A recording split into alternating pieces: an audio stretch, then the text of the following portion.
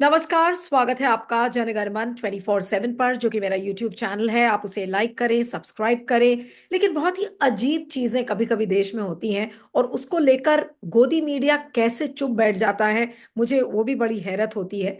और किस तरीके से उन इश्यूज को दिखाता है, उस पर भी हैरत होती है। और समझ में नहीं आ रहा है कि देश किधर को जा रहा है। अब मैं बात कर रही हूँ उत्तर प्रदेश के संबल इलाके की, जहां पर जो शाही जो जामा मस्जिद है, उस पर वहां पर एक विष्णु जैन नाम के एक वकील हैं, जिनको सब जानते हैं। और उन्होंने एक याचिका दायर की एक लोकल कोर्ट में, और उसमें ये कहा गया कि पहले तो ये जामा मस्जिद एक मंदिर था, और ये 1529 में जब मुगलों का राज था, तो उस समय उस मंदिर को डिमोलिश कर दिया गया, और उसके बाद ये मस्जिद बनाई गई। अब लोकल कोर्ट ने ये इजाजत भी दे दी, आदेश दे दिया कि अब आप इसको लेकर सर्वे कर लीजिए। तो जब सर्वे की टीम पहुंची, और सरप्राइजिंगली सर्वे की टीम का हिस्सा वो वकील खुद था, विष्णु जैन में जिनकी बात कर रही हूँ, वो खुद सर्वे टीम का हिस्सा है। और इसके पहले भी मथुरा और ज्ञानवापी मामले में आपने उनका नाम जरूर सुना है। तो ऐसा लगता है कि वो सर्वे टीम का हिस्सा बनकर वहां पहुंच रहे थे। तो जब सर्वे कर रहे थे, तो उनके ऊपर पथराव हुआ, पथराव के ऊपर उसके बाद आंसू गैस के गोले फेंके गए, और इस समय संबल काफी तनावपूर्ण स्थिति में है, यानी कि बहुत संवेदनशील माहौल वहां पर हो गया है। अब आखिर इस तरीके की पहल के पीछे का मतलब क्या है, क्या संकेत योगी आदित्यनाथ देने की कोशिश कर रहे हैं? और अगर जो लोकल कोर्ट का जो जज है, वो अगर इस तरीके के आदेश दे रहा है, बावजूद इसके कि places of worship act already बना हुआ है, जो कि ये कहता है कि आप इस तरीके के जो जो धार्मिक स्थल हैं, आप उनको उनका खंडन या किसी भी तरीके से उसमें कोई बदलाव नहीं कर सकते। लेकिन अगर बावजूद इसके इस तरीके की बातें होती हैं, तो इस पर क्या कहा जाए? हमारे साथ समाजवादी पार्टी के प्रवक्ता नेता मनोज यादव इस समय है। मनोज जी, आपका बहुत बहुत स्वागत है। Thank you so much for joining.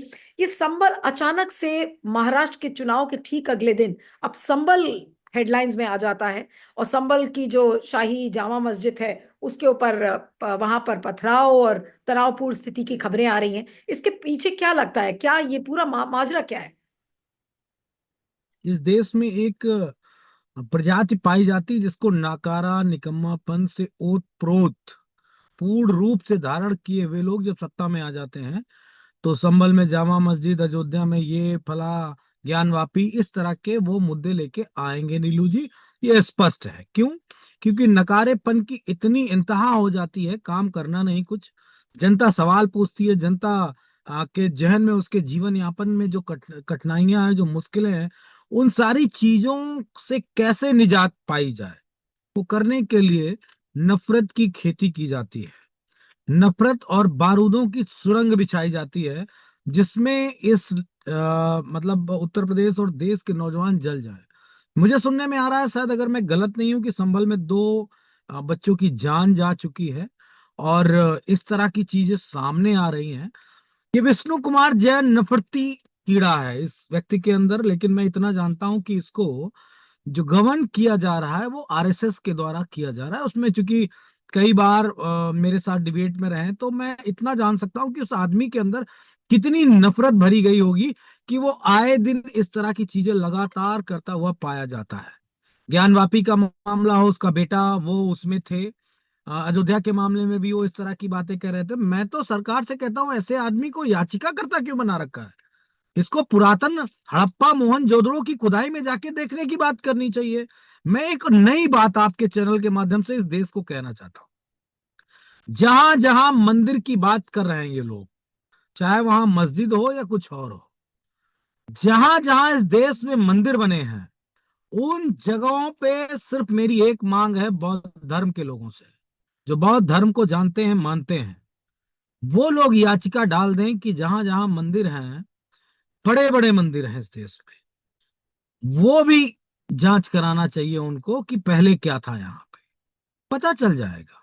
इस देश के सबसे बड़े लंबी यात्रा करने वाले चीनी यात्री ने अपनी किताब इंडिका में लिखा है कि जहां पे आज एक बड़ा मंदिर और राजनीति का केंद्र बिंदु बना है, वहां कभी साकेतपुरी हुआ करती थी, और उस साकेतपुरी में पता नहीं कितने मंदिर थे।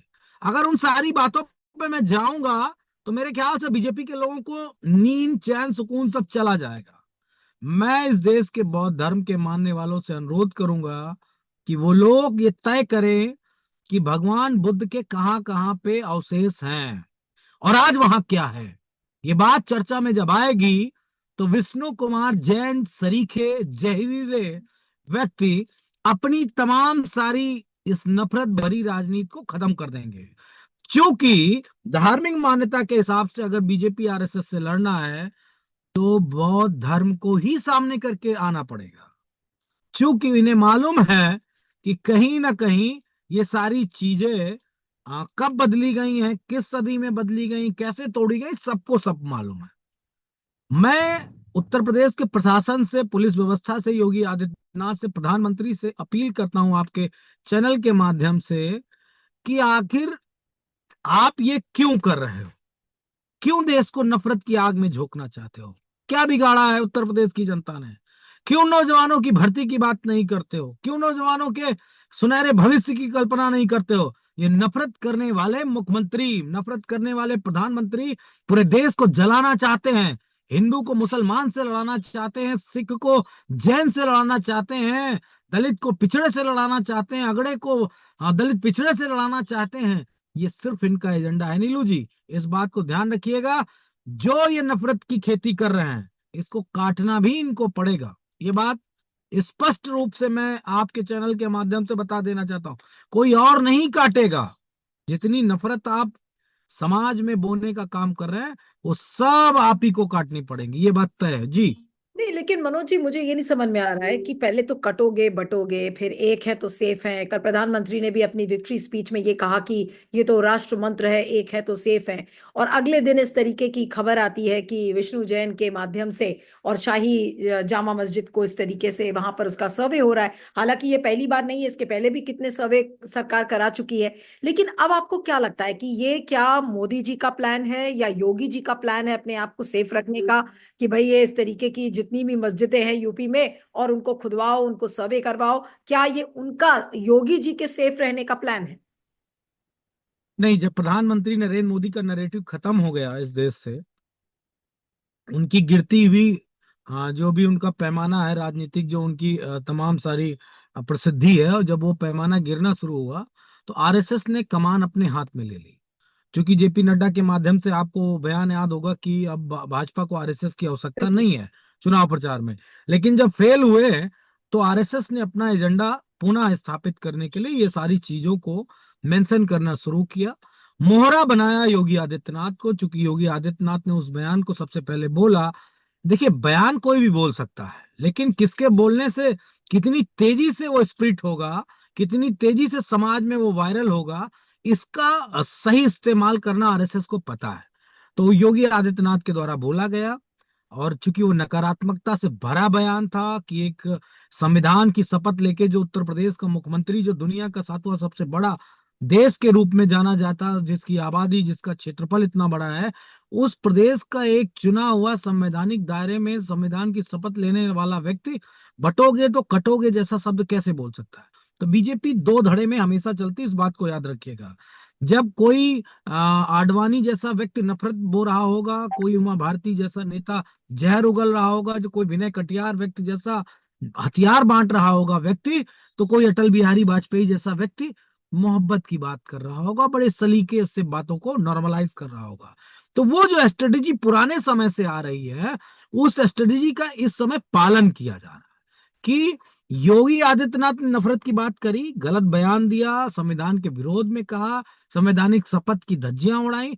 बात को चूंकि देश के प्रधानमंत्री बीजेपी के हैं, तो उन्होंने उसको नॉर्मलाइज किया, नॉर्मलाइज करके कहा कि एक रहोगे सेफ रहोगे, यानी कि उसको सकारात्मक दृष्टिकोण से कहने की, एकता की बात करने का प्रयास किया। लेकिन उसमें भी उनका एजेंडा क्लियर नहीं है। नो, मतलब किसी भी तरीके से प्रधानमंत्री ने भी उसका परिभाषित नहीं किया कि एक रहोगे तो सेफ रहोगे किस तरह, पाकिस्तान से, अफगानिस्तान से, बांग्लादेश से, या चाइना से, या विश्व की और शक्तियों से किस तरह एक रहना, ये भी उन्होंने डिस्क्राइब नहीं किया। तो निश्चित तौर पे ये वो लोग हैं जो नफरत की बात करके, जो इस तरह की जहर उगल के उसको मिनिमाइज करने की भी कोशिश करते हैं। लेकिन मैं आपको एक बड़ी सिंपल सी बात बता दे रहा हूं, बीजेपी गफलत में ना रहे। महाराष्ट्र किसके पास था? बीजेपी। बीजेपी और उसके घटक दल के पास।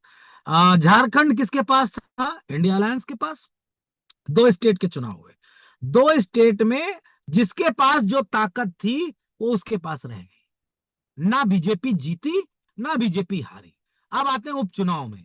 6 स्टेट में बीजेपी का खाता नहीं खुला, चाहे वो वेस्ट बंगाल हो, चाहे वो कर्नाटका हो, चाहे वो मेघालय हो, चाहे और भी पंजाब हो। इन सब राज्यों में, यानी कि गैर बीजेपी शासित राज्यों में उपचुनाव में, केरला में बीजेपी का खाता तक नहीं खुला। खाता तक नहीं खोला, यानी प्रशासनिक अमला उनका नहीं सुन रहा था, बीजेपी की कोई बात सुन नहीं था। तो खैर वो वहां पे उनका बहुत ज्यादा आधार भी नहीं है। कर्नाटका को छोड़ के या पश्चिम जो पूर्वी उत्तर भारत के जो राज्य हैं उनमें थोड़ा सा है, लेकिन चूंकि ब्यूरोक्रेसी और उस तरह व्यवस्था नहीं बन पाई तो वहां वो हारे। अब आता हूं उत्तर प्रदेश। उत्तर प्रदेश में 5 सीटें बीजेपी के पास थी, 4 समाजवादी पार्टी के पास थी, तो 2 सीटें समाजवादी पार्टी हारी है सर। तो बीजेपी जो ये नरेटिव सेट करना चाह रही है कि बटोगे और कटोगे का नारा पूरे भारत में लागू हो गया और पीडीए जीत गया, तो इन अब वो शब्द नहीं इस्तेमाल करना चाहूंगा, ज्यादा तीखा हो जाएगा। इन दिमाग से हल्के लोगों को इतना समझ लेना चाहिए, ये उपचुनाव है। सभी को मालूम है कि उपचुनाव सत्ता अपने हिसाब से करा लेती है पुलिस बल लगा के, लेकिन उत्तर प्रदेश में जब आप 100 से ज्यादा डिजिटल ऐसे एविडेंस हैं समाजवादी पार्टी के पास, और ओवरऑल मीडिया प्लेटफॉर्म पे वो तैर रहे हैं वीडियोस, जहां पे आपने संवैधानिक सिस्टम मर्यादा सबकी धज्जियां उड़ा दी। तो बीजेपी को बड़ा गुमान नहीं होना चाहिए, बहुत वो काजू कतरी की बर्फी खा के योगी आदित्यनाथ को बड़ा गुड फील नहीं करना चाहिए। जिस वक्त चुनाव होगा उस वक्त चारों खाने चित समाजवादी पार्टी इंडिया अलायंस आपको करेगा, उसमें नो डाउट। आप नरेटिव बदलना चाहते हैं कि पीडीए के लोग बट गए, मुस्लिम वोटों ने दे दिया, हमने वोट नहीं डालने दिया हिंदुओं के। देखो ये क्यों किया जा रहा है ये भी जान लीजिए। जो हिंदू है उसको कट्टर बनाने के लिए, उसको उग्र करने के लिए देखा योगी आदित्यनाथ था, उसने मुसलमानों को वोट नहीं डालने दिया। मतलब ये उस कम्युनिटी के अंदर इतना जहर पनपाना चाहते हैं जिससे कि ये मतलब अपने जो एजेंडे को लागू करना चाहते हैं पूरे देश में, मनुवाद को, सामंतवाद को, आरएसएस के नफरतवाद को और धर्मवाद को सिर्फ स्थापित करना चाहते हैं। इन सारी चीजों की घपलत में अगर मौजूदा बीजेपी आरएसएस है तो उसको बड़े चुनाव में देखना पड़ जाएगा। जहां जहां लड़ाई समाजवादियों से होगी, इनके बस की बात नहीं रोक पाना। उपचुनाव है, जीत लो, खुश हो जाओ। नहीं मनोज जी, लेकिन वापस उस इंसिडेंट पे आती हूँ, जामा मस्जिद के इंसिडेंट पे, क्योंकि ये सोशल मीडिया पर और जो विजुअल्स वायरल हो रहे हैं उसमें ये कहा जा रहा है कि कुछ खास समुदाय के लोगों ने पुलिस के ऊपर पथराव किया, और फिर सोशल मीडिया पर उसका रिएक्शन आ रहा है कि भाई योगी तो योगी आदित्यनाथ हैं, और वो कब्र में से भी लोग उठेंगे और उनको उनको जवाब देना पड़ेगा योगी को। इस तरीके की बातें, नफरत भरी बातें लिखी जा रही हैं, और ये कहा जा रहा है कि खास समुदाय के लोगों ने पुलिस के ऊपर पथराव कर दिया। अब आज क्या ये सवाल नहीं पूछा जाएगा कि भाई उन लोगों ने क्यों रिएक्शन दिया इस तरीके का? आज उन लोगों से भी सवाल पूछे जाएंगे, इसको कैसे जस्टिफाई किया जाएगा? सर्वे टीम गई थी, सर्वे तो अपने आप में ही गलत था कि भाई नहीं होना चाहिए था। अब सर्वे हुआ तो सर्वे टीम पर पथराव हो रहा है। ये क्या इक्वल एंड ऑपोजिट रिएक्शन का मामला अब लग रहा है? क्योंकि अब ऐसे मान लीजिए कि पहली मस्जिद, मतलब ये एक मस्जिद का मामला आया है, इसके बाद अगर कुछ और मस्जिदें होती हैं तो क्या इसी तरीके से अब संवेदनशील माहौल इसी तरीके से योगी जी बनाएंगे यूपी में? जी। ये चौखंबा राज है भारत में। चारों खंभों की अपनी अपनी ताकत है। मीडिया तो कुछ नहीं बोलेगा। आपको पता है, मुझे पता है, बहुत बेहतर तरीके से पता है। राजतंत्र में बैठे लोग राज कर ही रहे हैं, ब्यूरोक्रेट्स अपना काम कर ही रहे हैं गुलामों की तरह, वो भी आपको पता है। एक वीडियो वायरल हुआ था कटेरी विधानसभा में, एक यादव कम्युनिटी जाति का एक सिपाही था जिसने अपने दरोगा से कहा कि आप वोट क्यों नहीं डालने दे रहे हो, क्यों रोक रहे हो लोगों को। वो वीडियो वायरल हुआ, मैंने भी ट्वीट किया था उसको। तो अब पता नहीं उसके साथ क्या करेंगे ये लोग, क्या किए होंगे, निश्चित सस्पेंड कर दिए होंगे। जो न्यायपालिका है उसकी बड़ी जिम्मेदारी बन जाती है कि देश किन हालात में कहाँ की किस तरफ जा रहा है। मैं माननीय सुप्रीम कोर्ट के मुख्य न्यायाधीश खन्ना साहब से मैं अनुरोध करूंगा आपके चैनल के माध्यम से कि उनको सुमोटो तत्काल रूप से संभल के मामले को, और उत्तर प्रदेश की सरकार की कारगुजारी या जो ये सर्वेक्षण का आदेश जिस निचली अदालत ने उनको दिया है, इन सारी चीजों को तत्काल स्टॉप करना चाहिए। अगर नहीं किया गया तो मैं दावे से कह सकता हूं कि बहराइच के उस दंगे के माध्यम से उत्तर प्रदेश को बीजेपी जलाने का कुचक्र रच रही थी। अपने ही विधायक और उसके बेटे की हत्या करवाना चाह रहे थे, जिससे कि उत्तर प्रदेश में आग लग जाए, दंगे भड़क जाए। मुजफ्फरनगर दंगा का, गोधरा के दंगा का बीजेपी को बहुत दीर्घकालीन लाभ प्राप्त हुआ है। ये बात कोई मना नहीं कर सकता इस देश में। तो उत्तर प्रदेश को योगी आदित्यनाथ के नेतृत्व में दंगाई प्रदेश बनाने की प्रवृत्ति की तरफ बढ़ाया जा रहा है। मैं इस बात को बड़ी जिम्मेदारी से कह रहा हूं कि बहराइच में फेलियर हो गया, कुछ फेल हो गया मामला, अपने विधायक की हत्या नहीं कर पाए उन नफरती लोगों से जो आरएसएस और बीजेपी के लिए काम करते हैं। ये बकौल मैं इसलिए कह रहा हूं कि उस विधायक ने एफआईआर उत्तर प्रदेश पुलिस के माध्यम से कराई और कहा है कि मेरी हत्या बीजेपी के कार्यकर्ता करना चाह रहे थे। ये मेरा आरोप नहीं है, बकौल मैं बीजेपी के विधायक की तरफ से ये बात कह रहा हूं। तो उत्तर प्रदेश में संभल के माध्यम से, इन सब माध्यमों से वो पूरे देश में आग लगाना चाहते हैं। हिंदू मुसलमान जो 10 साल की इनकी घटिया राजनीति के चक्कर में, 14 में तो दंगा कराया ही था, आपको मालूम है, 13 में दंगा हुआ, समाजवादी पार्टी को बदनाम किया गया, उसके वजह से 2 बार की फसल काट ली उत्तर प्रदेश में। अब जब जनता भूल रही है और 2024 के लोकसभा के चुनाव में बीजेपी को चारों खाने चित होना पड़ा, तो अब ये नफरत की राजनीति को पुनः करना चाहते हैं। मैं माननीय सुप्रीम कोर्ट के मुख्य न्यायाधीश से पुनः आपके चैनल के माध्यम से अनुरोध करता हूं कि सो मोटो स्वतः संज्ञान लेके वो निचली अदालत के उस फैसले को रोके, अपनी आ, अध्यक्षता में कमेटी बना लें, उसकी जांच कर लें, कैसे करना है, तब तो कुछ हो पाएगा। अन्यथा मुझे ये लगेगा कि प्रधानमंत्री योगी आदित्यनाथ, उत्तर प्रदेश के मुख्यमंत्री, आरएसएस, तीनों की मिली भगत से उत्तर प्रदेश को जलाने का षड्यंत्र रचा जा रहा है, जिससे कि बीजेपी को जनता के मुद्दों से दूर रहना पड़े, जनता की तमाम समस्याओं से उनको निजात मिल जाए, और गृह युद्ध जैसे व्यवस्था को इस पूरे देश में लागू करके सरकार आसानी से चलाना चाहते हैं, खरीद फरोख्त करना चाहते हैं। एक उदाहरण छोटा सा दे दे रहा हूं कि भले महाराष्ट्र में बीजेपी जीत गई, लेकिन पूर्ण बहुमत वहां भी उनको नहीं मिला है।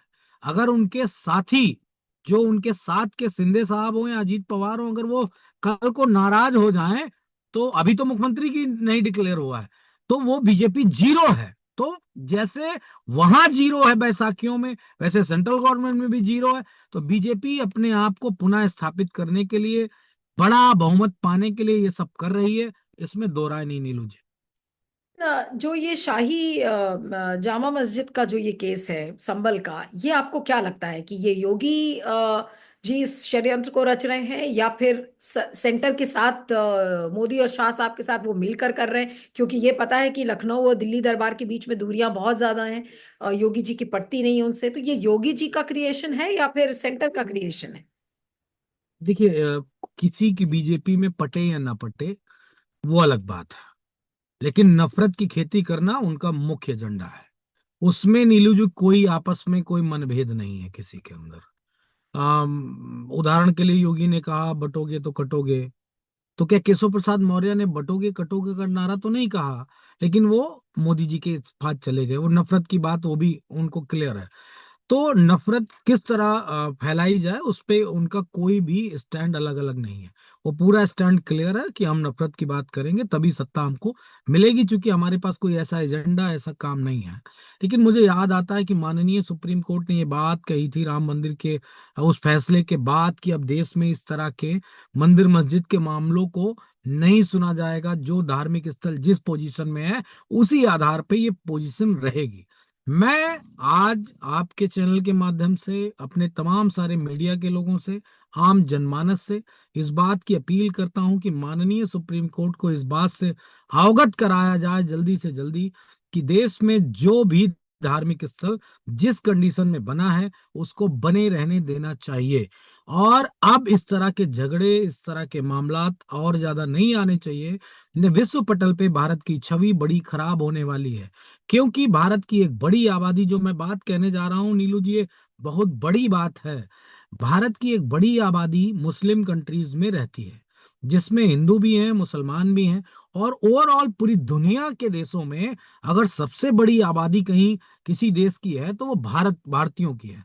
तो जो नफरत की राजनीति बीजेपी कर रही है, इसका खामियाजा हमारे उन एनआरआई साथियों को जो विदेशों में रह के अपना अध्यापन कर रहे हैं, पढ़ रहे हैं, पढ़ा रहे हैं, नौकरी कर रहे हैं, व्यापार कर रहे हैं, उनके ऊपर इसका बड़ा ही प्रतिकूल असर पड़ने वाला है। इस बात को मैं बड़ी जिम्मेदारी के साथ कह रहा हूं।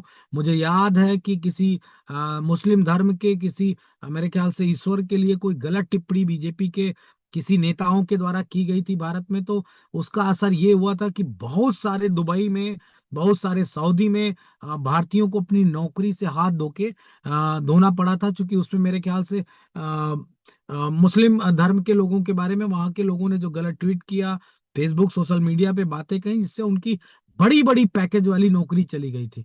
तो मैं ये चाहता हूं कि इस देश में, क्योंकि बड़ी आबादी वाला देश भारत है, पूरे भारत के लोग अगर आ जाएंगे तो भारत के लिए एक बड़ी समस्या हो जाएगी। ये भी बात मैं बड़ी जिम्मेदारी से कर रहा हूँ। जितने भी लोग, करोड़ों करोड़ों लोग जो विदेशों में रह रहे हैं, अगर पूरे देश ने, पूरी दुनिया ने ये बन बना लिया कि भारतीयों को वापस जाना पड़ेगा अपने यहाँ, तो मैं कहता हूं भारत के लिए एक बड़ी विकट परिस्थिति खड़ी हो जाएगी। तो कम से कम ऐसा कोई काम ना करो। ठीक है, वैचारिक रूप से समाजवादी पार्टी से लड़ाई है, कांग्रेस से लड़ाई है, आरजेडी से लड़ाई है, जिससे भी लड़ाई है आप लड़िए, कोई दिक्कत नहीं, आप अपना एजेंडा सेट करिए। लेकिन ऐसा कृत्य मत करिए जिससे कि भारत की छवि विश्व स्तर पे खराब हो। आप आज सत्ता में हैं, कल चले जाएंगे, भारत की छवि बिगड़ जाएगी। कोई विश्व गुरु नहीं आप बनने वाले हैं, ये बात जान लीजिए। मंदिर मस्जिद की लड़ाई से भारत का शीश सदैव झुकेगा, ये मैं बड़ी जिम्मेदारी से बयान आपके चैनल पे दे रहा हूं। सदैव झुकेगा भारत का कभी भी सर दुनिया में आप गर्व से नहीं ऊंचा कर सकते हो, चाहे संयुक्त राष्ट्र संघ हो, चाहे अरब कंट्रीज हो, चाहे अमेरिका हो, चाहे कनाडा हो, हर जगह पे आपको सर झुका के बात करनी पड़ेगी अगर आपने मंदिर मस्जिद की लड़ाई लड़ी। हाँ, हमारा दौर आज का वैश्विक व्यापारीकरण का है, तमाम उद्योग धंधों का है, तमाम तरीके से नए इनोवेशन का है। अगर भारत को उस तरफ ये सरकार ले जाने में कामयाब रही तो निश्चय ही भारत एक बड़ा बाजार है, भारत के लोग दुनिया में बहुत अच्छा काम कर रहे हैं, तो शायद भारत की मान सम्मान को आगे बेहतरीन इज्जत मिल सके। लेकिन मैं बड़े अनुरोध के साथ ये बात कह रहा हूं कि भारत की सर को न झुकने दीजिए, इस तरह के झगड़े मत करिए। विष्णु कुमार जैन जैसे एक स्लीपर सेल की तरह काम करने वाले आरएसएस बीजेपी के लोगों के चक्कर में मत पड़िए। सिर्फ एक काम करिए, जो संविधान के दायरे में जो चीजें हैं वो चीज की जाए। और मैं बकौल बड़ी मजबूती के साथ एक बात कह रहा हूं, माननीय सुप्रीम कोर्ट ने एक आदेश दिया है कि इस देश में जो भी अवैध रूप से धार्मिक क्रियाकलापों के लिए लोगों ने कब्जे कर रखे हैं वो सब गिरने चाहिए। आपको पता है, अगर माननीय सुप्रीम कोर्ट के इस आदेश का अनुपालन बेहतर तरीके से कर दिया जाए तो इस देश में मैं दावे से कह रहा हूं कि कई हजार मंदिर टूट जाएंगे। ये बात मैं बड़ी जिम्मेदारी से कह रहा हूं, कई हजार, हो सकता है उनका तादाद 50,000 से भी ऊपर हो, टूट जाएंगे। क्यों? क्योंकि कोई मंदिर बनाने के लिए नक्शा तो पास नहीं कराया जाता है, जमीन का किसी तरीके का कोई सर्वेक्षण हो तो किया जाता नहीं है, कौन रजिस्ट्री करा के ना मंदिर बनाता है। लखनऊ का उदाहरण देता हूं मैं, लखनऊ में एलडीए यहाँ पे है, लखनऊ डेवलपमेंट अथॉरिटी है, आवास विकास है, इनके हर कॉलोनीज में चार चार छह छह आठ आठ पार्क हैं। जाके देखिए क्या बना हुआ है पार्कों में, मंदिर बने हैं हर तीसरे पार्क में कि नहीं बना है? अगर मंदिर बना है तो नीलू जी मैं एक बात कहता हूं, अगर हिंदुओं को मंदिर बनाने की परमिशन है तो किसी एक पार्क में मुसलमानों को मस्जिद बनाने की परमिशन होगी, किसी तीसरे पार्क में बौद्ध धर्म के लोगों को मठ बनाने की परमिशन होगी, किसी जैन या क्रिश्चियन कम्युनिटी को अपना चर्च बनाने की फिर अनुमति होगी। तो ये बात तो बड़ी सिंपल सी है। तो इन बीजेपी के लोगों को इस तरह की हरकतें नहीं करनी चाहिए, न हिंदू समाज का, हमारे धार्मिक स्थलों का बड़ा नुकसान होगा। आप इस तरह की चीजें मत करिए। ऑलरेडी वो आदेश है माननीय सुप्रीम कोर्ट का, मैं फिर बता रहा हूं, उसको अगर मान लीजिए किसी धर्म के लोग उस तरह को चैलेंज नहीं कर रहे हैं तो कम से कम ऐसी बात नहीं करनी चाहिए बीजेपी के लोगों को। न इस नफरत की राजनीति से सिवाय इस देश में नुकसान के अलावा कुछ नहीं होगा, देश तो शर्मसार हो ही रहा है। जी। जी, आपने दो चीजें कही। एक तो आपने ये कहा कि सुप्रीम कोर्ट को इसमें तुरंत संज्ञान लेना चाहिए, क्योंकि अयोध्या वाले मामले में खुद चंद्रचूड़ साहब ने, जो उस समय मुख्य न्यायाधीश थे, तो उन्होंने ये बातें कही थी कि भाई प्लेसेस ऑफ वर्शिप एक्ट अगर है तो आप इस तरीके से किसी भी रिलीजियस स्ट्रक्चर को ना उसका सर्वे, ना उसको इस तरीके से डिमोलिश करने के लिए नहीं सोच सकते। कल संसद सत्र भी शुरू हो रहा है, तो क्या कल संसद में इसको लेकर विपक्ष क्या बड़े इस इशू को उठाएगा? इसके पीछे भी कारण है, क्योंकि संसद सत्र शुरू हो रहा है। बीजेपी चाहती है कि हमें बताने के लिए हमारे पास कुछ नहीं है, तो किसी तरीके से ऐसा काम किया जाए कि जब भी सरकार हम का सामना करना पड़े तो हिंदू मुसलमान के एजेंडे को सामने रखा जाए, जिससे कम से कम उनकी जो जवाबदेही है जनता के प्रति, उस जवाबदेही से उनको मुक्ति मिल सके। लेकिन हम दावे से कह रहे हैं कि सदन में भी सारी बातें होंगी। विपक्ष मजबूत स्थिति में है। विपक्ष कोई बहुमत की सरकार के सामने नहीं खड़ा होगा। बैसाखियों की सरकार के सामने विपक्ष कल खड़ा होगा। पहले दिन तो जानते ही हैं, ऐसे शोक में और तमाम सारी चीजों में निकल जाता है। लेकिन सदन जितने दिन के लिए भी चलेगा, इस सरकार को जवाब देना पड़ेगा एक एक मुद्दे का।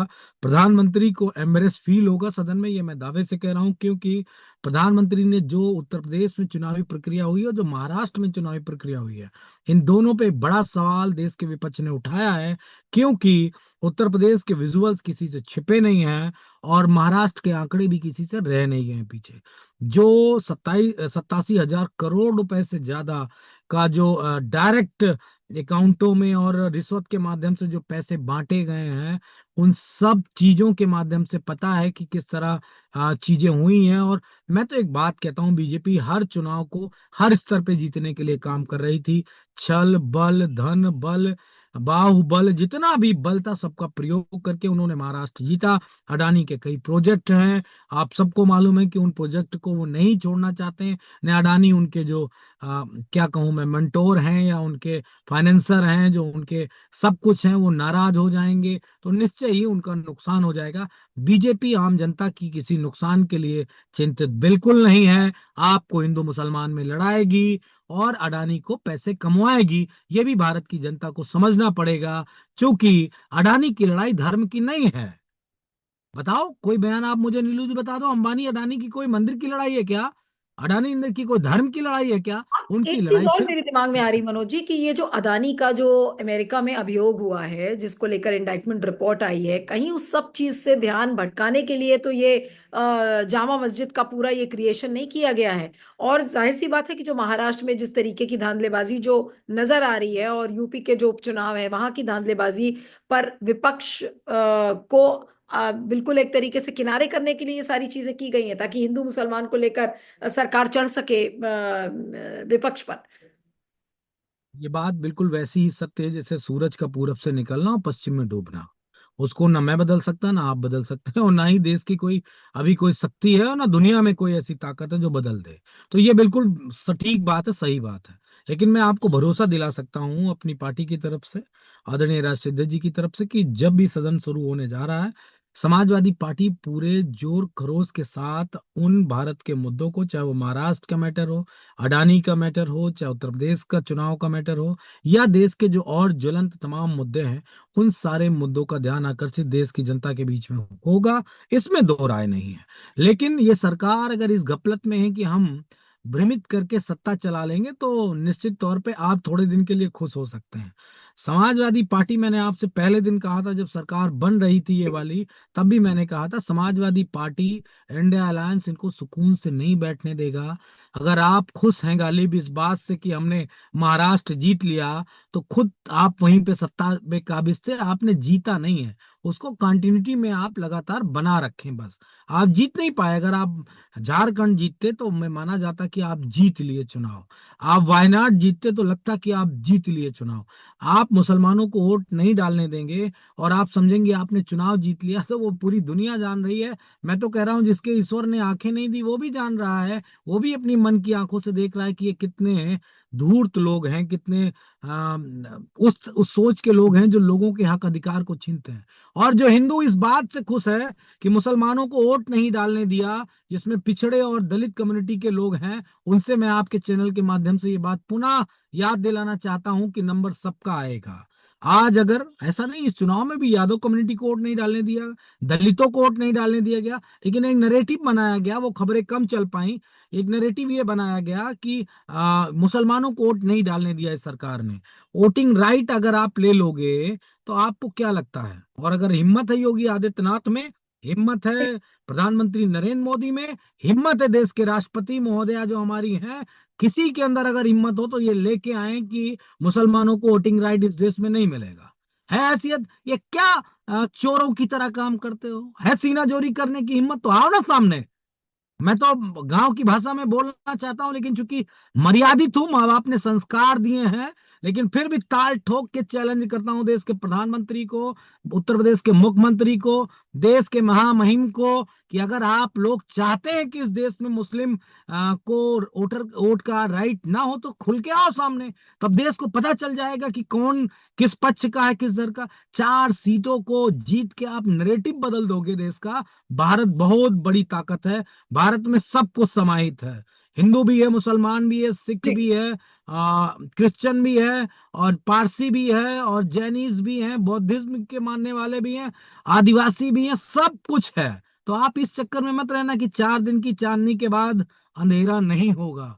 ऐसा अंधेरा होगा कि आपको सोचने पे मजबूर हो जाना पड़ेगा कि ये क्यों काली अमावस्या रात नहीं कटती है। हम लोगों ने तो उजाला जला के रखा है अपने संविधान को बचाने के लिए। आप तो संविधान के रक्षक कभी थे नहीं, आजादी की लड़ाई लड़ी नहीं, तो आप निश्चित मानिए कि आने वाले समय में आपको तकलीफें ज्यादा होंगी। सुर्ख काली रात अमावस्या की आपके राजनीतिक दल पे आने वाली है। ये बात मनोज यादव पूरी ताकत के साथ देश के पीडीए के आवाम की तरफ से आपसे कह रहे हैं। चलिए, आपका बहुत बहुत शुक्रिया Manoj ji. Thank you so much for joining. Thank you. Okay.